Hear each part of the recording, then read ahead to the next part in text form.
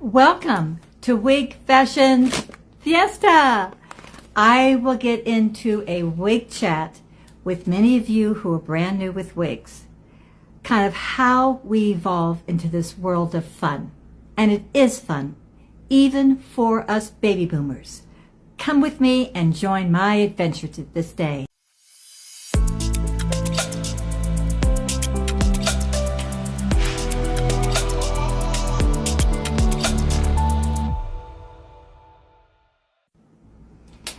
I know I'm speaking to baby boomers, but I welcome all women of all ages. In fact, when I got into this world of hair loss about 2 years ago, I had lost a lot of my hair, and it was due to the stress of having lost my love of my life of 53 years. But it all came back, and all my 2 channels over at YouTube, Gracie's Wig Journey and Wig Fashion Fiesta, I share with you the serums, the red light therapy, everything that I use that totally restored my hair. But I digress. I want to get back to a brief discussion with many of you, especially seniors. We are particularly afraid to delve into this world of fashion. I call it the new fashion statement. In fact, regardless if you have lost your hair or not, every woman should have a couple of wigs in her repertoire, because I believe the way wigs are made today, you won't believe it. Remember how you'd only have one part and it looked like a wig? They're not that way anymore. They're very, very natural looking because of the advancements in wig construction. Very briefly, let me just kind of show you what's going on, is that the wigs today have what they call a lace front. There are these very, very fine, delicate lace front here, of which they have the synthetic fibers are either hand-tied right at your forehead. And sometimes it will go further back here, so if you have a part that's open here, it literally looks like it's growing out of your own scalp. Just the way that they're constructed, it's really quite extraordinary. And also the way they fit tight, centered, they're beautifully constructed.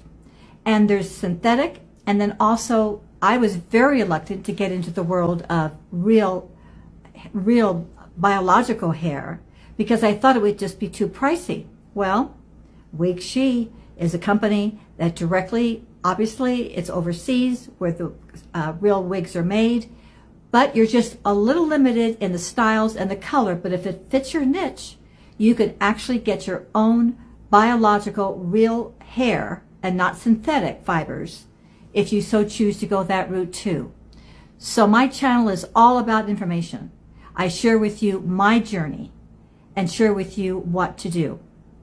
However, there's a way that we evolve into this world of fun, particularly for seniors. The very first step, and you're scared to death, but you know you have to do something other than wearing a scarf every day, right, to hide your scalp, is you could get into what they call toppers. A topper is exactly what it says. It's a top. It's not a wig. They have these little like barrettes on the side that click, and you basically just put this at the top of your head. This will give you volume for areas if this would meet your need for right here. I evolved from a little teeny topper, as you saw, to a much longer topper here. But it's all the same concept. It's just a topper, nothing more. You're blending your own natural hair with a little bit of extra strength, extra volume to help you get through. That was my very first step. That was my very first purchase. Even though this is real hair and it was really quite expensive, it actually was almost all blonde. And so it sat in my drawer and I didn't wear it for months. Finally, I took it to my beauty salon and had her custom dye it so that it was really more natural to my own hair color. And once that happened, then I wore it. And of course, that's the benefit about buying a wig, a synthetic fiber versus a biological natural fiber. You can change the color. Versus synthetic, you've got to keep the same color. It's not meant to be changed. You cannot change the color. So just kind of be aware of that. But also, I wanted to delve into the subject of fear. Yes, as seniors, we really are very shy about this whole thing. Why? Because, you know, we're accepting our age, and we do go through a sadness with our wrinkles and our chicken neck and all what's going on. And sometimes we sometimes get a feeling we're kind of pushed off to the side and we're not being acknowledged because we are so old. But the whole thing is just the same thing that like we teach our children. What you think, create your own destiny. You have the power to delve back into yourself in silence and just make a decision what you are going to enjoy. I want you to empower yourself once again. You've had your family. You've done so many wonderful things for so many of your friends and your community. Now it's time for you to have fun with yourself. If that means getting into this world of wig and fashion fun and buying these long wigs, when you really seniors, we tend to stick with short hair. And like in many of my other videos, I say, listen, there's two things that the elderly have to be aware of if you get these long wigs. Always pull it back in with the braids or wrap it up. Very elegant styles of as far as styling is what's important.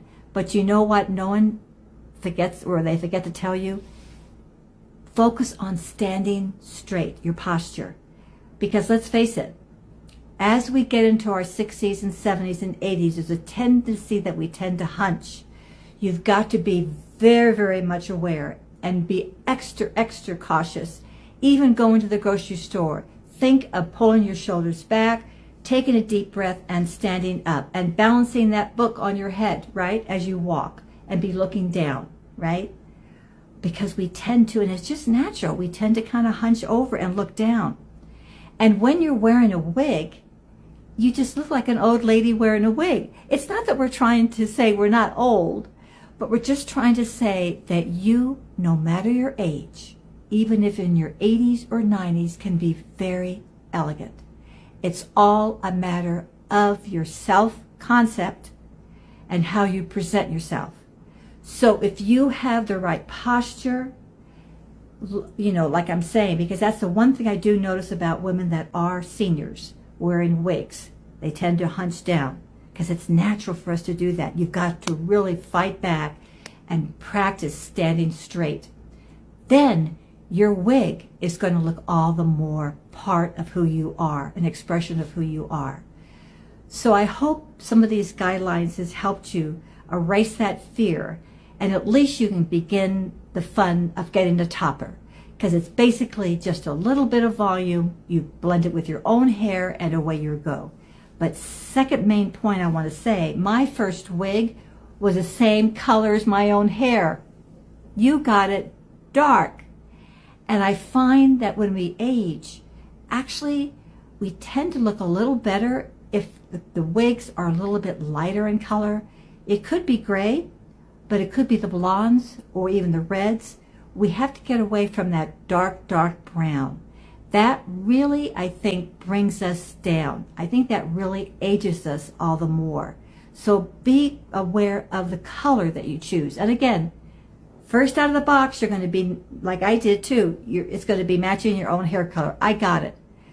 But stay with this process, and you will see that you slowly will evolve and begin to have confidence to start wearing colors that really look gorgeous on you, that actually make you look younger. So have a great day, and remember, you are important. You do matter, and you should treat yourself and enjoy this wonderful community where we, as baby boomers,